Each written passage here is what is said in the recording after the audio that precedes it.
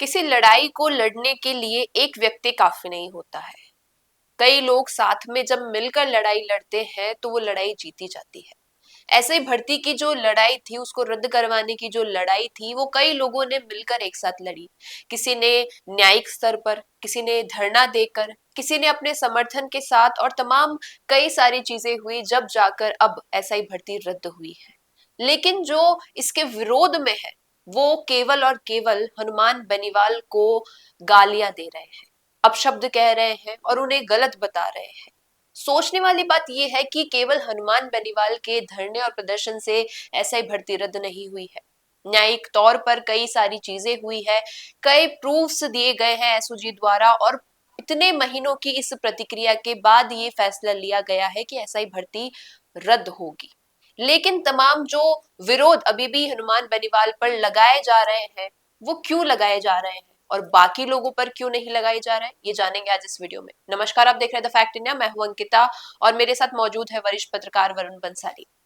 Sir, हम जब social media पर देखते हैं, एक्स पर देखते हैं, तो हनुमान बेनीवाल के जितने समर्थक नजर आते हैं, उतने ही विरोधी नजर आ रहे हैं। जब से एसआई भर्ती रद्द हुई है, तमाम वो अभ्यर्थी, तमाम न्यूज चैनल्स और मीडिया बंधुओं के साथ जुड़ रहे हैं और अपनी आवाज सामने ला रहे हैं कि हमारे साथ गलत हुआ है। तमाम कई प्रतिक्रियाएं इस पर चल रही है, लीगली चल रही है और बाहर भी चल रही है। आपका क्या कहना है इस पर? देखिए, गलत हुआ है किसी के साथ या सही हुआ है, लेकिन जिस तरीके की वीडियोस, जिस तरीके की बातें सोशल मीडिया पे और ग्राउंड पर हो रही है, वो सच में ये समझने वाली है कि बहुत सेलेक्टिव रूप से हनुमान बेनीवाल पे प्रहार किया जा रहा है। लोग यहां तक कह रहे हैं कि 800 लोगों के साथ हनुमान बेनीवाल ने बुरा किया, बच्चे उनके भी हैं, उनको देखना क्या होता है। ये सीधी सीधी बद्दुआएं दी जा रही है, सीधे सीधे सब कुछ हुआ जा रहा है। भर्ती रद्द की कोर्ट ने, जांच की एसओजी ने, और पेपर लीक हुआ आरपीएससी की वजह से, लेकिन इन सब पर कुछ नहीं कहा जा रहा। बैक टू बैक बद्दुआएं, बैक टू बैक गालियां हनुमान बेनीवाल को दी जा रही है। अगर समझें तो 800 लोग वो हैं जो कह रहे हैं हम ग्रसित हो गए, हमारी मेहनत खराब हो गई रद्द होने की वजह से। लेकिन लाखों लोग दूसरी तरफ थे जिन्होंने प्रिपरेशन की थी, और पेपर लीक होने की वजह से उनका वो सारा प्रिपरेशन धरा का धरा रह गया। सालों तक ट्यूशन की फीस माँ बाप ने पेट काट के दी, लोन लेके दी, वो सब धरा का धरा रह गया।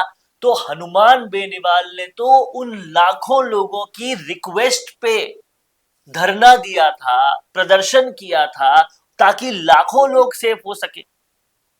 आरपीएससी का नियम है, कोई भर्ती गलत प्रक्रिया से हो जाए तो उसे रद्द किया जाए। ये आरपीएससी का नियम है। उसी वक्त रद्द नहीं किया, कुछ सालों बाद रद्द किया। मैं बताना चाहता हूं कि कोलकाता में, वेस्ट बंगाल में 2016 में हुए एग्जाम 2025 में रद्द हुए हैं। यहां तो 18 महीनों में हो गए। इससे पहले ईओ के पेपर रद्द हुए हैं और पेपर्स रद्द हुए हैं। लेकिन पेपर रद्द हुए, नुकसान हुआ, आपने बोला ठीक है, लेकिन सेलेक्टिव होके एक ही बंदे को इतनी गाली, इतनी बद्दुआएं देने का क्या मतलब है? आप साफ और सीधे सीधे कह रहे हो बच्चे उनके भी है, देखना उनके साथ क्या होता है, भगवान उनके साथ क्या करता है। अरे, न्यायालय का आदेश है, जुडिशरी का आदेश है जिस पर यह सब कुछ हुआ है। अब इस पर एक बात और आती है, यहां कोई डोटासरा को कुछ नहीं बोल रहा, यहां कोई पूर्व मुख्यमंत्री अशोक गहलोत को कुछ नहीं बोल रहा। जिनके कार्यकाल में पेपर लीक हुए, जिनके कार्यकाल में रद्द होनी चाहिए थी, उन पर कोई बात नहीं आ रही। जिनके पीएसओ पकड़े गए, जिनके खुद के विशेष अधिकारी, उन पर आरोप पे आरोप लगाए जा रहे हैं। पूर्व मुख्यमंत्री गहलोत के विशेष अधिकारी लोकेश शर्मा ने साफ साफ आरोप लगाए, उसके बावजूद ये सारे लोग उनको कुछ नहीं बोल रहे। सेलेक्टिव टारगेटिंग हनुमान बेनीवाल की ही क्यों? ये सबसे बड़ा सवाल है। और सीधा बद्दुआएं क्यों? जी। लाखों लोगों की दुआएं भी मिली है। अब आप ये हनुमान बेनीवाल के अलावा किरोड़ी लाल मीणा जो सबसे पहले सबूत लेकर आए थे, जी। तो जिनकी वजह से रद्द हुआ उनको कुछ नहीं बोल रहे, जो सबूत लेकर आए थे उनको कुछ नहीं बोल रहे, जिन्होंने आदेश दिया उनको कुछ नहीं बोल रहे, जिन्होंने जांच की उनको कुछ नहीं बोल रहे, हनुमान बेनीवाल को गाली बद्दुआ सब कुछ क्यों? ये कहीं ना कहीं बहुत बड़ा सवाल है और ये समझना पड़ेगा तमाम सारे लोगों को कि अगर आपको कोसना भी है तो सिलेक्टिव तो मत होइए कम से कम। जी।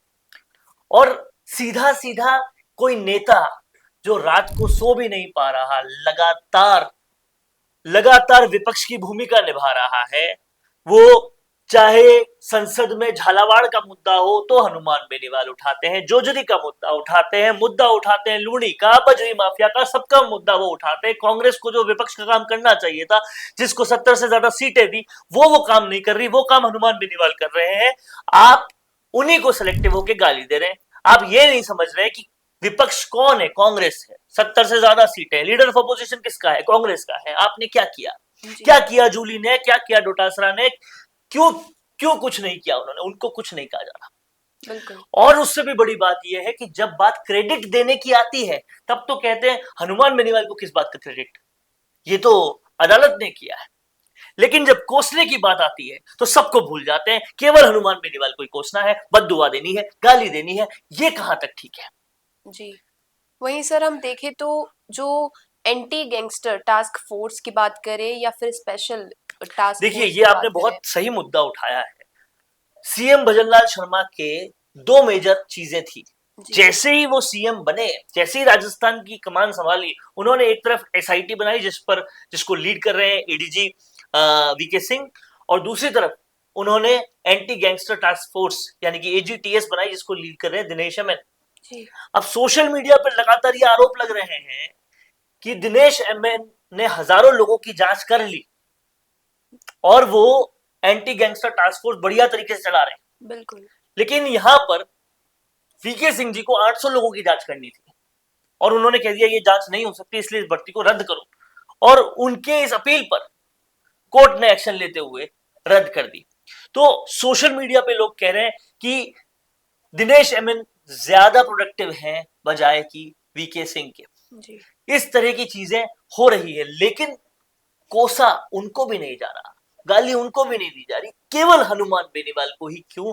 ये वाकई यक्ष प्रश्न है। लेकिन इसका काउंटर ये है कि कुछ चंद लोग अगर बद्दुआ दे रहे हैं, गाली दे रहे हैं, तो लाखों लोग दुआएं भी दे रहे हैं। और वो नेता अनवरत लगा हुआ है लोगों के काम करने में, चाहे अपनी पार्टी को पॉपुलर करना, खुद को लोकप्रिय करना, जो भी विषय है जिसकी वजह से भी कर रहा हूं, पर काम किसके हो रहे हैं? लोगों के हो रहे हैं। अधिकारी मंच पर आकर किसको आश्वासन दे रहे हैं? लोगों को आश्वासन दे रहे हैं। जोजरी का काम हुआ, डॉक्टर बिश्नोई का काम हुआ, सबका काम हुआ। बिल्कुल। और वो काम विपक्ष को करने चाहिए थे, कांग्रेस को करने चाहिए थे। ये वो है जिनके 0 एमएलए हैं लेकिन फिर भी ये कर रहे हैं।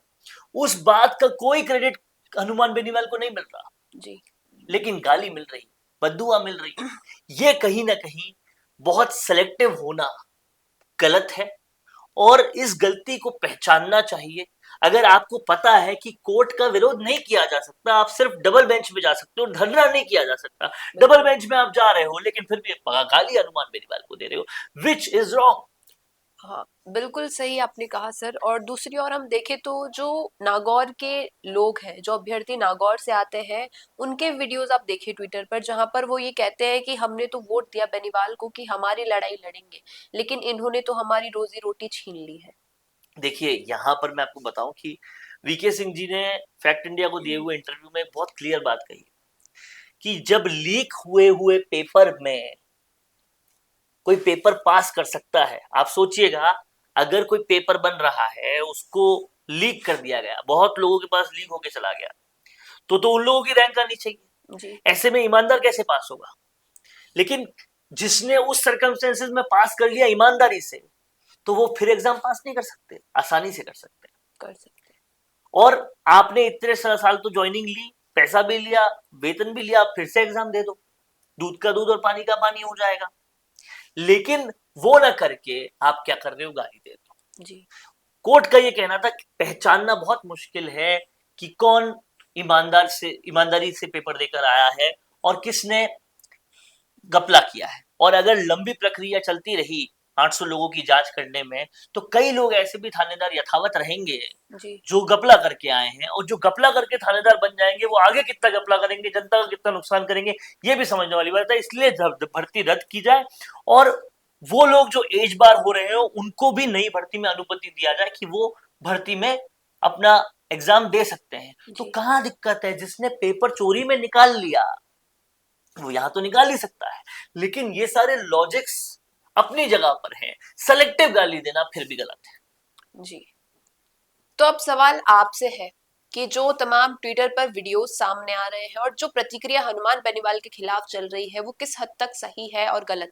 कमेंट्स में अपनी राय जरूर दीजिएगा। पसंद आया हो ये वीडियो तो इसे लाइक करना, शेयर करना और हमारे चैनल द फैक्ट इंडिया को सब्सक्राइब करना न भूलें। तो दिखता नहीं है वो चलता नहीं है, लेकिन प्रॉब्लम तो यही है कि अपने बिजनेस को दिखाएं कैसे, पूरे इंडिया तक उसको पहुंचाएं कैसे। अगर आप भी ऐसा ही कुछ सोचते हैं तो समझिए आपकी समस्या दूर हो गई। जी हाँ, अब फैक्ट इंडिया न्यूज से आपके विज्ञापन, आपके पॉडकास्ट, आपके रियल एस्टेट प्रोजेक्ट्स, आपके बिजनेस को पूरे राजस्थान में पहुंचाने का एक बेहतरीन मौका आपको मिल रहा है, जहां पर आप 480 लाख प्लस सब्सक्राइबर्स और 10 करोड़ से ज्यादा टोटल न्यूज वाले चैनल में पहुंचा सकते हैं अपनी बात हमारे यानी फैक्ट इंडिया के साथ। अधिक जानकारी के लिए व्हाट्सएप करें।